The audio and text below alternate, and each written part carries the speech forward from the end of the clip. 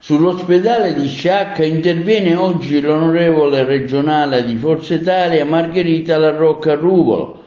L'ospedale rimarrà con una DEA di primo livello e non verrà smantellata nessuna unità operativa complessa, al di là delle bozze della nuova rete ospedaliera che girano e di quello che pensano i burocrati.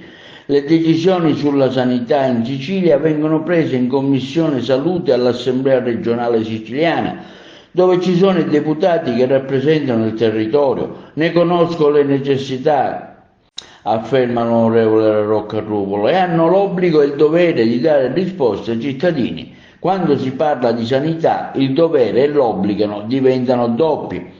E quanto dichiarato dall'onorevole Margherita La Roccarruvolo a margine dell'incontro con la governance dell'ASP di Agrigento, ora al completo, è stato fatto il punto della situazione sull'ospedale di Sciacca con il direttore generale Giuseppe Capodieci, con quello amministrativo Alessandro Pucci e il direttore sanitario Raffaele Lia. L'impegno che prendo, prosegue l'onorevole Margherita La Roccarruvolo, è quello di vigilare e sollecitare un miglioramento dei servizi sanitari, facendo in modo che i reparti funzionino e che ci siano i medici perché l'ospedale di Sciacca funzioni realmente come una DEA di primo livello e offra la migliore assistenza sanitaria sul nostro territorio.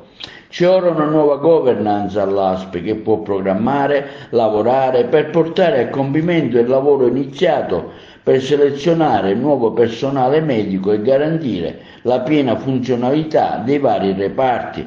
Ci saranno degli incontri periodici per monitorare le iniziative che saranno messe in campo, e quanto afferma l'onorevole Margherita La Roccarruvolo sull'ospedale di Sciacca.